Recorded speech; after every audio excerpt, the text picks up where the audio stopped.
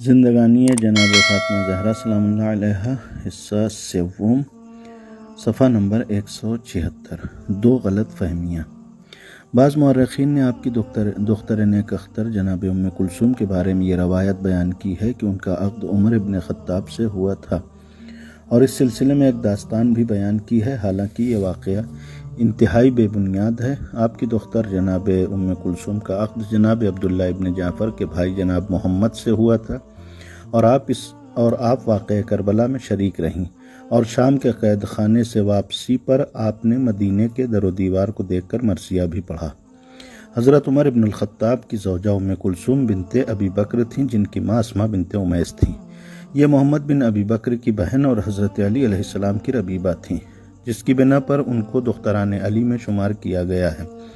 جس طرح آپ نے محمد کو ابو بکر کے صلب سے اپنا فرزند قرار دیا ہے، ام کلثوم کے ایک فرزند زید بن عمر ابن الخطاب تھے، جن کا ذکر تاریخوں میں موجود ہے۔ دوسری معصومہ عالم کے بارے میں ارشاد رسول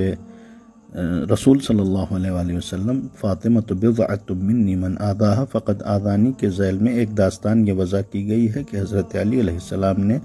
ابو جہل کی بیٹی سے عقد کرنا چاہا تو جناب فاطمہ نے اس بات کی شکایت رسول اکرم سے کی، اور آپ نے فرمایا کہ فاطمہ کو اذیت دینے والا مجھے اذیت دینے والا ہے، اور اس طرح روایت کا رخ فاطمہ زہرا کے پہلو شکستہ کرنے والوں، ان کی جائیداد پر قبضہ کرنے والوں اور انہیں بعد رسول مسلسل اذیت دینے والوں کی طرف سے ہٹا کر حضرت علی علیہ السلام کی طرف موڑ دیا گیا۔ حالانکہ کھلی ہوئی بات ہے کہ یہ بات صحیح بھی ہوتی تو اس میں دختر رسول کی اذیت کا کوئی مسئلہ نہیں تھا۔ یہ امیر المومنین کا ایک قرآنی حق تھا جسے وہ استعمال کر سکتے تھے، اور صدیقہ طاہرہ کو حکم قرآنی پر عمل کرنے سے قطعاً کوئی اذیت نہیں ہو سکتی تھی، نہ رسول اکرم قرآن کریم پر عمل کرنے پر کوئی احتجاج کر سکتے تھے۔ پھر اگر خود رسول اکرم ابو سفیان کی بیٹی سے عقد کر سکتے ہیں تو دوسرے کو ابو جہل کی بیٹی سے عقد کرنے کو کس طرح روک سکتے ہیں؟ اور اگر خود بیک وقت 9 ازواج کو بیت الشرف میں جگہ دے سکتے ہیں اور کسی زوجہ کی اذیت یا اس کے گھر والوں کی اذیت کا خیال نہیں ہے تو علی علیہ السلام کے اقدام کو کس طرح وجہ اذیت قرار دے سکتے ہیں؟ اور پھر کیا علی علیہ السلام کے لیے ابو جہل کی بیٹی کے علاوہ عرب میں کوئی خاتون نہیں تھی؟ کہ مورخین نے اس دشمن اسلام کا سہارا لیا ہے اور محدثین نے داستان کو حدیث کا مقدمہ قرار دے دیا ہے۔ حقیقت امر یہ ہے کہ یہ حدیث رسول صلی اللہ علیہ وآلہ وسلم کے لیے ایک تعویلی بازیگری ہے، ورنہ اس کا کوئی تعلق مسئلہ ازدواج سے نہیں ہے۔ اور یہ ایک حقیقت ہے کہ جس طرح رسول اکرم نے حضرت خدیجہ کے ہوتے ہوئے دوسرا عقد نہیں کیا،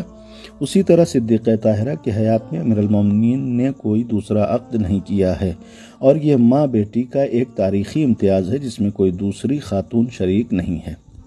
خصائص الزہرا۔ کسی شخص کے خصوصیات و امتیازات کے بارے میں 2 طرح سے بحث کی جا سکتی ہے۔ ایک بحث کا انداز یہ ہوتا ہے کہ اس کے امتیازات عام افراد بشر اور بنی نوع انسان کے درمیان کیا ہیں، اور وہ دوسرے افراد نوع کے مقابلے میں کن خصوصیات کا حامل ہے۔ اور ایک بحث کا انداز یہ ہے کہ وہ اپنے جیسے صاحبان فضل و کمال کے درمیان کیا امتیاز رکھتا ہے اور اسے کون سے خصوصیات حاصل ہیں جو دوسرے صاحبان فضل و کمال کو بھی حاصل نہیں ہیں۔ پہلا انداز بحث نسبتاً آسان اور سہل الحصول ہوتا ہے کہ ہر شخص میں عوام الناس کے مقابلے میں کچھ نہ کچھ خصوصیات و امتیازات بہرحال پیدا ہو جاتے ہیں، اور ان خصوصیات کو اس کے وجود کا ترہ امتیاز قرار دیا جا سکتا ہے۔ لیکن دوسرا انداز بحث قدر مشکل ہے کہ صاحبان کمال کے درمیان امتیاز قائم کیا جائے اور ان کے باہمی تفاوت کا اندازہ لگایا جائے۔ یہ بحث اس لیے بھی مشکل ہے کہ ہر انسان امتیازات اور خصوصیات کا مالک بھی نہیں ہوتا ہے، اور اس لیے بھی مشکل ہے کہ صاحبان کمالات کے درمیان امتیاز قائم کرنا اور خصوصیات کا سراغ لگانا ہر کس و ناکس کے بس کا کام بھی نہیں ہے۔ پھر اگر موضوع ایسے افراد کی زندگی ہوں جہاں قدم قدم پر حد ادب کا لحاظ رکھنا ضروری ہو اور حفظ مراتب کے ادنیٰ تغافل سے دین و ایمان اور دنیا و آخرت کے خطرے میں پڑ جانے کا اندیشہ ہو تو مسئلہ اور بھی مشکل ہو جاتا ہے۔ خصائص الزہرا کے موضوع پر بحث کرنے کی سب سے بڑی دشواری یہی ہے کہ صدیقہ طاہرہ کا تقابل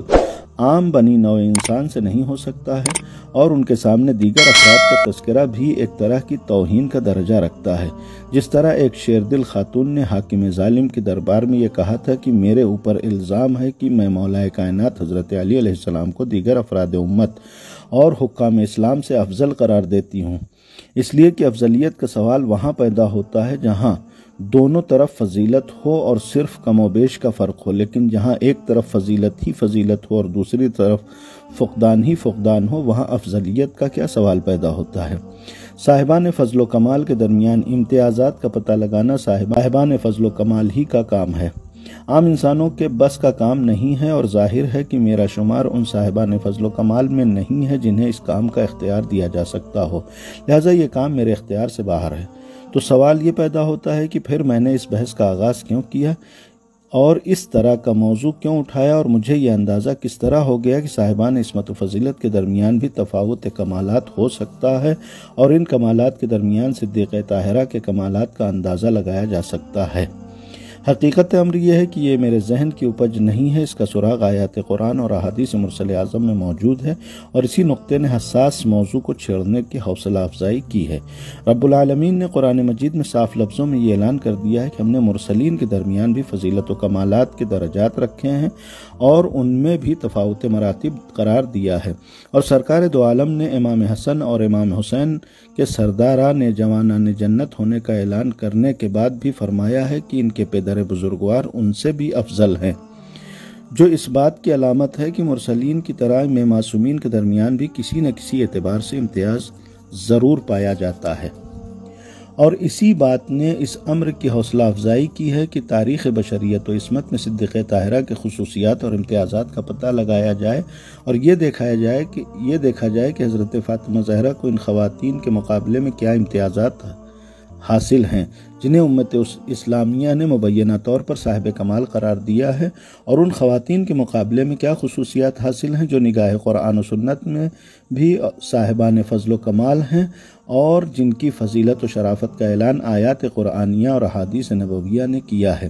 اور پھر یہ بھی دیکھا جائے کہ خواتین